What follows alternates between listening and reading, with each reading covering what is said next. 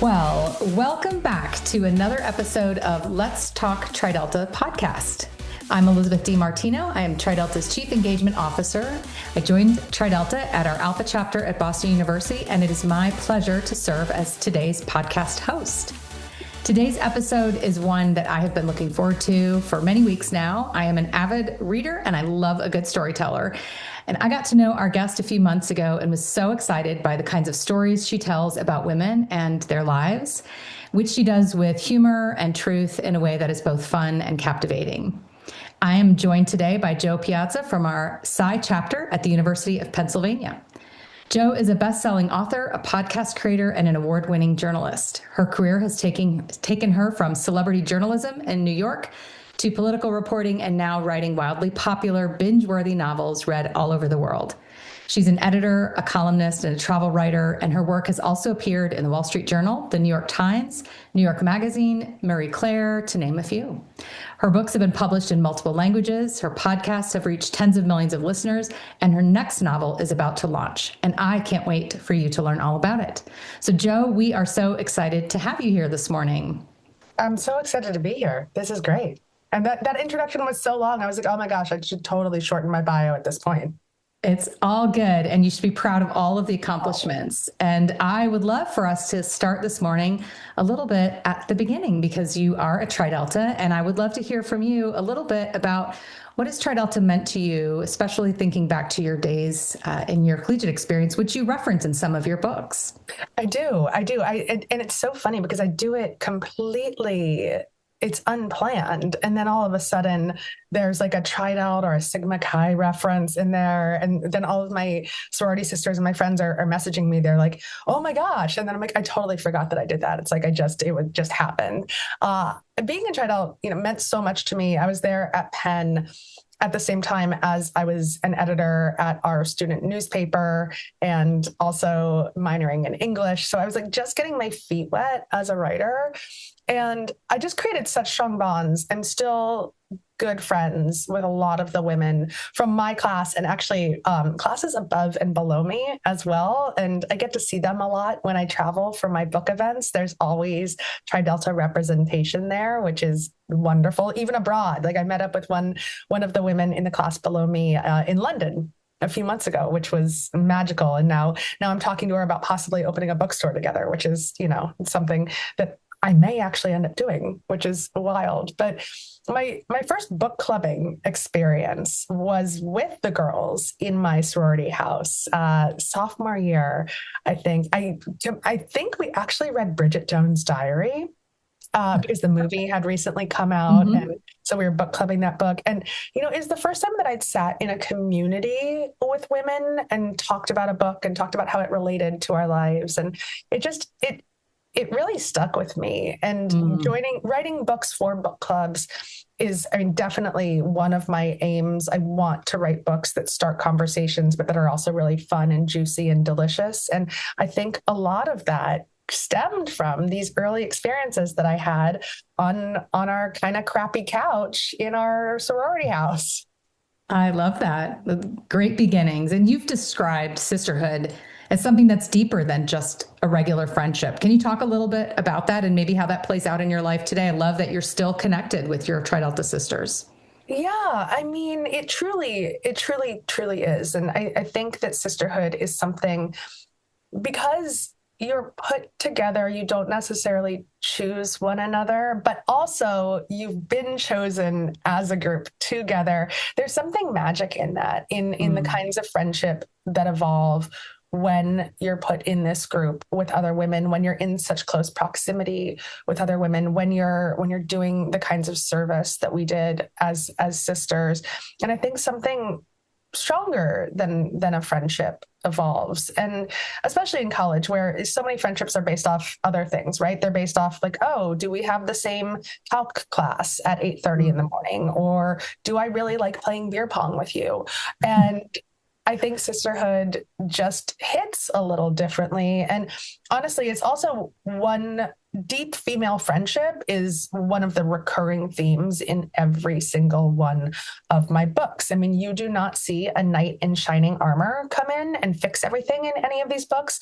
It is always women supporting other women and women and helping other women. And I think a lot of that stemmed from my experience in Tri Delta. Absolutely. And speaking of your writing, I got to know you through some of your books before you and I had even met. And I love that you write about strong women who defy the odds. Last Christmas, I read over the break, I read Everyone is Lying to You and The Sicilian Inheritance. And you and I had a conversation. I shared with you that my husband's family is from Palermo. And I found that a very fascinating read, not only because it was very fun and a wonderful protagonist who was very strong, but it also felt very close to me just in terms of my own family experience. Now I need to plan a whole trip to Sicily for your entire family. I know. I would love that. So I will not say no to that.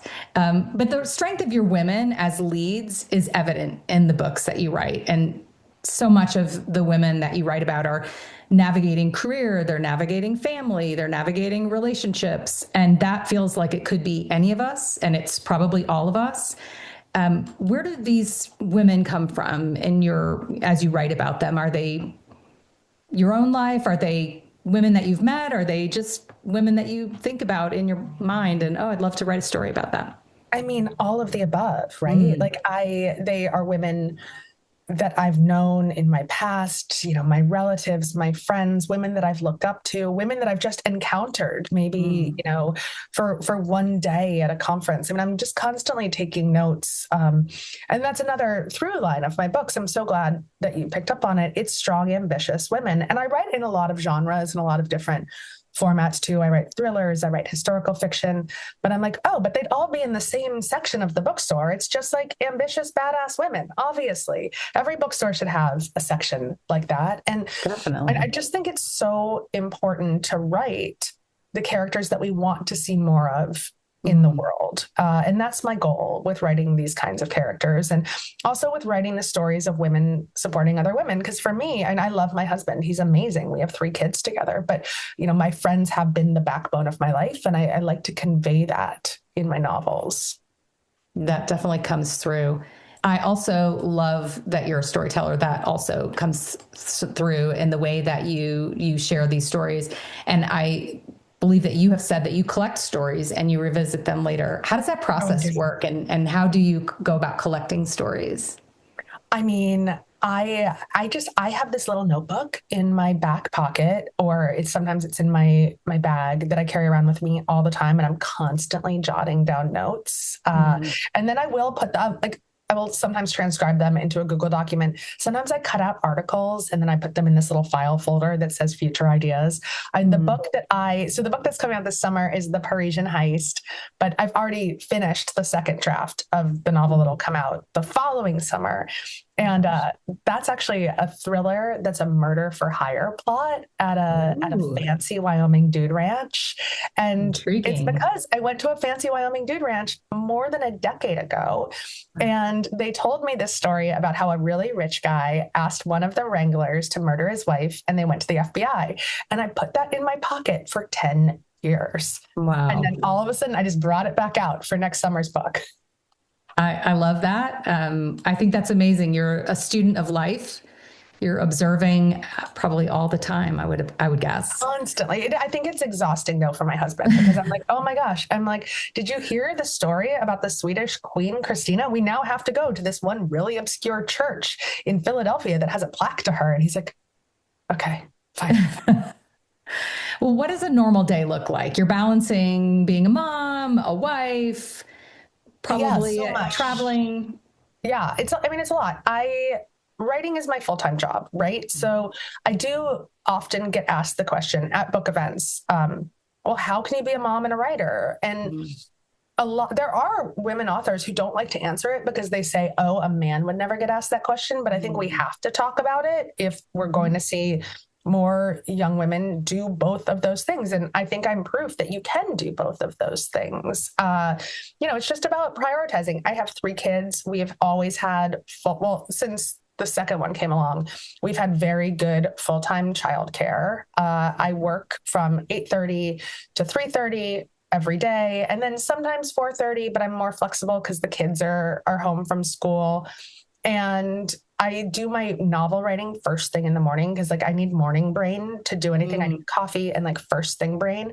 So if it gets to be the afternoon, I'm fried. I can't do it. And then in the afternoon, I'll do some more research, or I make podcasts, and I still do a little bit of consulting work. So I'll do all of that in the afternoon. And then I start momming around 3:30, and I'll dabble in and out, but I've gotten really good at setting boundaries too. And I'm lucky that I can set those boundaries because I work for myself now, right? But I set these boundaries. I turn the phone off for the most part after 5 every day. I've been using the brick, which is amazing, which turns off certain apps on your phone and you just can't reopen them unless you go find this little device that's probably upstairs. And it turns off all the social media so I can be more present with my family and friends and, be a halfway decent wife, which is always further down on the list than being a good mom or being a good writer. My poor husband, he's so sweet. He's wonderful. And yeah, so, it is just a constant juggling act. I don't think you can have all of the things all at once. Something is always going to be dropped, but I hear from a lot of creative young women, and they're like, I won't be able to create my art when I have kids. And I have to tell you, I'm more creative after having kids. And I think that I'm also better at getting stuff done because I just don't screw around, right? I just have to get something done, and I have a limited amount of time to do it in, and also multitasking. And we travel a lot. I think our balance is really good. But I say this a lot to young women. I have a great partner. And I think this line comes from the British writer and journalist Caitlin Moran, but your husband is your glass ceiling. And so I have someone who makes all of these things possible and who is a real, genuine, equal partner with me. And I think that it is much harder to be able to juggle all of these things if you're with someone who isn't like that. That's definitely sounds very, very there's truth there. When you meet with young women who are telling you, hey, I don't know that I can do this, but they have maybe that book in their heart that they're thinking about, how do you, what is your advice here's how I got started. I know you had a career spanning journalism, writing articles, and then you transitioned into really getting those novels out that were probably, I would assume, simmering underneath the surface for a while. But what's your advice to making that transition into full-time writing? It's very different than it was when I started out in journalism, about 25 years ago, right? Media has completely changed. But in terms of writing books, and I give this advice all the time, I'm like, you just sit down and you write the book. You don't put it off. You don't wait for that best time, that best moment, because it's never going to come. For when you have the easier job, right? Or when you can take a 2-week vacation from work. I wrote my first books hiding in my office at my full-time jobs or in my cubicle. I think my bosses, I joke with my boss actually from one of them. I was the news director of a magazine and he was the editor-in-chief. And he's like, I know you were just shutting your door so you could write your books. And I'm like, yeah, well, the books are still around. The magazine's not, friend.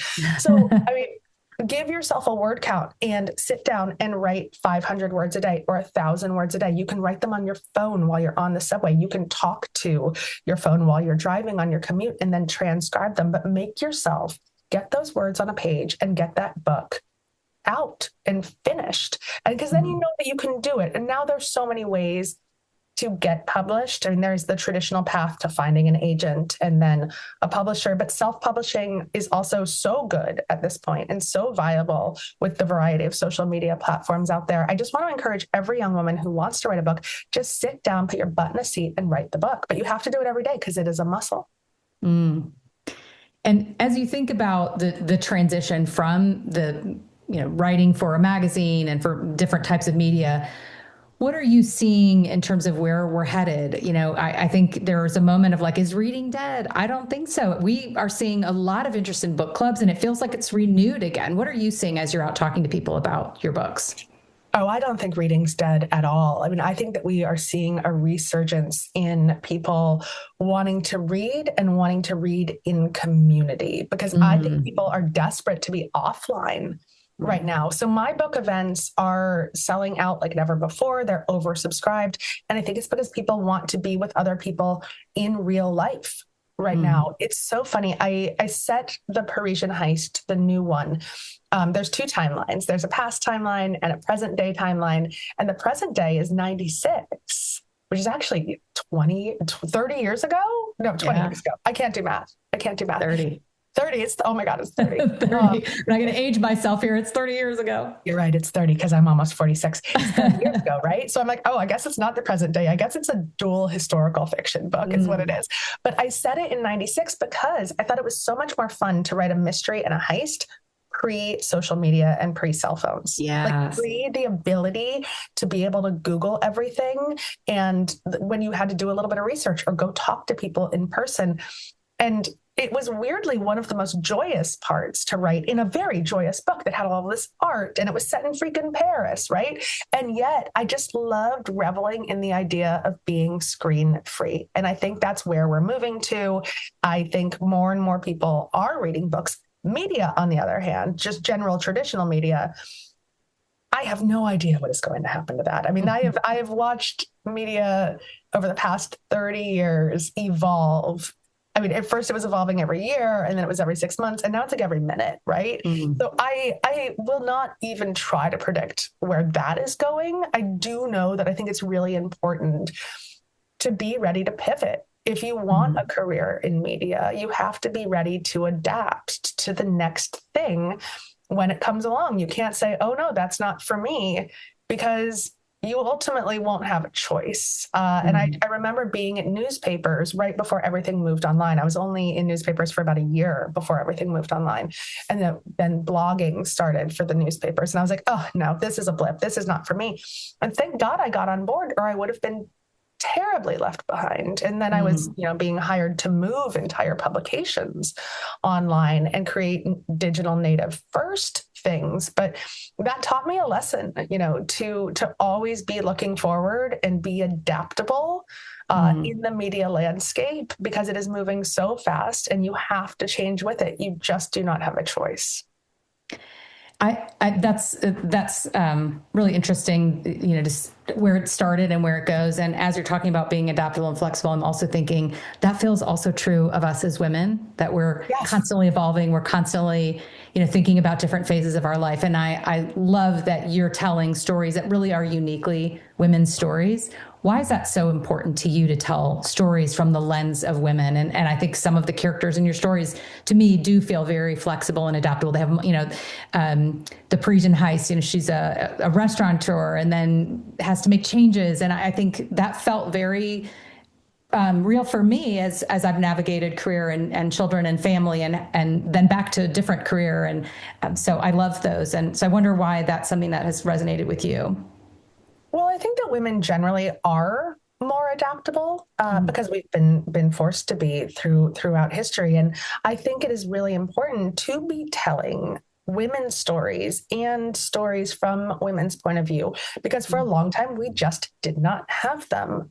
With Sicilian Inheritance, part of the story is set back in the early 1900s, and we're telling the story of a woman who, when her husband left, she became the town midwife / doctor. And so many of those stories, there are stories like that, but they've been completely lost to history, either because women were not actively reading and writing, or because they didn't have the power to have the stories published and preserved the way that men did. And because we now have the ability to do that, I think it's so important to not only share these stories, but to share the different kinds of stories of different kinds of women as well. I have a bee in my bonnet, actually, that the majority of books, like the quote unquote chick lit books that I was reading in like the 90s and 2000s, everyone was a plucky journalist. Okay. Everyone was like 13 going on 30 or how to lose a guy in 10 days. Like, because a lot of the women writing books were plucky journalists. And I'm desperate to write women who are in roles that we don't usually see women in. So, Parisian Heist, we have struggling female artists. In Sicilian Inheritance, we have a woman butcher and restaurateur. And in The Last Ride, I have a woman head wrangler at this fancy Wyoming dude ranch. And I think it's just more interesting to me to see women in a variety of roles that we don't necessarily expect them to be in. That feels really important too, as women, and maybe even for our younger women, to see women in roles that they wouldn't normally, if I can't see it, can I get there? Right. And I think that's important. And I know from some of your reading about you and some of the work that you've done and prior novels that you're not afraid to have a hard conversation and to have difficult conversations. Talk to us a little bit about how that plays out for you. Yeah, I think it's actually my goal now to have difficult conversations. I was joking with my girlfriends, like I said, I'm 46, and I was joking like, as our estrogen starts to decrease, we just stop caring what other people think. I guess it's hormonal. But I think it's really important to have challenging conversations, especially around women's wants and needs and how we should be treated in the world, and to have them loudly and in public. And with my books, I always want to write something that is very readable and fun, first and foremost. I love that my books get called beach reads and that they come out in July because a lot of people buy beach reads, and I want people to pick up these books. But there's always an underlying current of something that we should be talking about. I mean, in Sicilian Inheritance, it's women's ambition and agency. And in Everyone is Lying to You, it's the rise of the trad wife movement and how influencing impacts women's lives. And, Parisian Heist, it's how do we treat women artists? How do women make money in the world? And how is that different from how men are able to generate wealth? And so all of these things, I want people to be having all of these conversations in public with each other in book clubs. I love that. And I think that plays out too. You have a podcast, which we haven't talked about yet. Yeah. And you have conversations there. Talk to us a little bit about if anyone wants to explore your podcast, what would they find there, and what's your goal with the podcast? Oh my God, it's evolved because we pivot, right? Because we adapt, because we're women and we are very good at doing that. So Under the Influence started 6 years ago as a narrative deep dive into the world of mom influencers, into the multi-billion-dollar industry of women creating content for other women that was largely ignored by mainstream media because it was by women, for women. And it started out really digging into the business of influencing and mom influencing, and then moved on to the trad wife movement. I mean, I think that I was one of the first reporters really reporting on the rise of trad wives and conservative influencers. And then because podcasts evolved, our show had to evolve. It was originally a reported, scripted narrative podcast, right? And moved into more of a chat show because that's what the market started to demand. And now it's a show just exploring all aspects of women's lives. We still touch on social media and how it impacts us a lot, but really it's asking all of these questions, right? How can you be an ambitious woman in this world? How can we generate wealth? How do you be a mother? How do you be a child-free woman in this world? We're asking all of these hard questions, and it's a lot of fun. I mean, I'm still doing it twice a week, which is fantastic. And it's often edited and produced by my husband. So I'm just like, wow, it's just, he's going to like feminist university every day. But yeah, it's been a wild ride. It has, but it's great. I mean, I have to say, like, I love everything about my career and my life. And I feel very blessed that I've gotten to build the kind of life that works really well for me. And you mentioned your husband, and did I see that he bought you a billboard? Is He that bought me a accurate? billboard. He did. He did. So Yeah. For Mother's Day, because he knew that I would love more than flowers or lingerie or pajamas, that I would really like to sell copies of my book. So he bought me a billboard in Times Square that ran every 4 minutes for a week for my book, Everyone is Lying to You. And it was over Margaritaville, which felt really on point because I'm like, Perfect. people should get a spicy margarita and then read Everyone is Lying to You. That feels right to me. And then we took a trip up to New York and we like danced around underneath it and saw Little Shop of Horrors and went out to a piano bar to sing until 1:30 in the morning.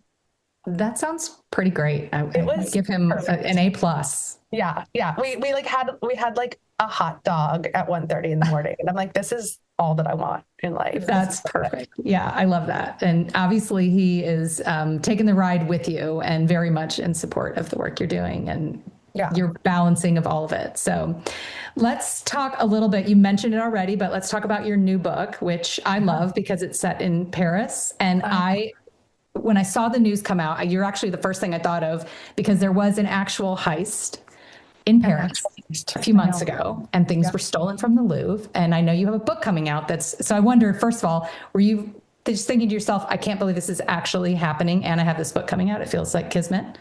I mean, kind of, but also I have to say that I write books so often that then kind of predict what ends up happening in reality that I'm like, of course this would happen. But I'd been writing the book for 2 years before the Louvre got robbed in the fall, and it was finished. And we were actually about to do our cover reveal like 2 days later, and then the Louvre got robbed. And I called my publisher and I'm like, you have to release the cover right now. Like now is the time for people to see this book cover. And we did. So we released it early. But I felt very validated after that heist. I'm like, wow. I'm like, I wish I'd masterminded this better. Like, should I have organized a Louvre heist like closer to publication? Right. That would be really good for book marketing. But it really validated me because what I have learned in all of my research about heists for Parisian Heist, and I talked to so many security experts like Anthony Amore from the Gardner Museum in Boston, where they have like the biggest unsolved heist all time of these Rembrandts. He went through my heist with me piece by piece. And what I learned is that it's less Ocean's 11 and more just like as basic as the Louvre heist. And so it just made me feel really good. And it was funny because I got a review from one of the like reviewers recently, one of the like publishing houses. And they were like, they're like, well, the heist is nothing like Ocean's 11. I want to be like, Anthony Amore told me that my heist was very accurate. Okay. Absolutely. Yeah, absolutely. Yeah. But it's so fun. I mean, because there is like a heist and like these struggling art students in Paris, and there's so much Paris. And I went there twice for research, which was delightful. If you ever need a research assistant, I'm down. Just come. Everyone, like we should do Tri-Delta trips with me to like different destinations. Like I think you would have some. Yes, I think you'd have some takers. I think I'd have some takers. So we in the past timeline is actually the untold story of Joe Van Gogh, who was Vincent's sister-in-law, who inherited 300 of his paintings when he died. And he was not famous at all. The paintings were worthless. And she had to make them worth something and had to make him famous and a household name in order to carry on her husband, who'd also passed legacy, but also to survive. And we never hear her name, and her story is remarkable and just a delight. And so both of those stories are so much fun. Like I love Parisian Heist. It's a blast. I'm looking forward to reading it. Tell us when it's coming out and how we can get a hold of it. So it's coming out on Bastille Day, which I did plan, unlike the Louvre heist, which I did not plan. And so, I'll be on tour all across the country starting July 10th, actually. And all of the information about that is on the website, theparisianheist.com, which my husband did buy after the Louvre heist. Very nice. I know, real smart. We love some SEO. And so, I'll be all over the place with it. And you can buy it wherever books are sold. You can, if you're listening to this before the book comes out, order it now. Pre-orders matter so much. But I'll be on tour pretty much through the fall, all over the country. Wonderful. We will be on the lookout for you. We'll be having more conversations with you, I believe, in the future. Yeah. And we'll make sure that our Tri-Delta friends know how to order and get a copy of the book. I love that so much. This has been great. I love hearing all of your stories. I feel like you and I could just sit over coffee and talk. We can, and we Huge will. avid We fan. will one of these days. Yes. Yes. And I love that you weave in TriDelta to your stories as well. Always. So Always and forever. Yeah. Yeah, absolutely. Delta Pi. Yeah. Absolutely. Joe, thank you for joining us today. I do want to just, again, share that we will make sure that our TriDeltas can access how to order your book. This has been a great conversation. We can't wait to read The Parisian Heist when that comes out. And thank you all for listening today. We would love for you to like, subscribe, and rate our podcast. We love our 5-star ratings at TriDelta, and we thank you for joining us today.